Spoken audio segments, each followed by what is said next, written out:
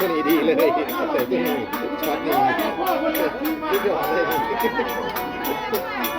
โอ้ยกาละเกียดเอ้ยให้เจ้าขึ้นที่มาพาสีเจ้าหอม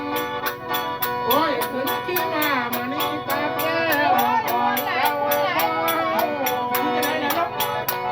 ลงมาคือถ่า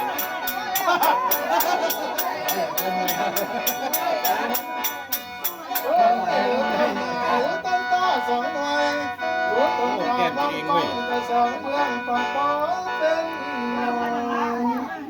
เป็นยังจะมาจุ่มมาไงเบิ้งจุ่มไง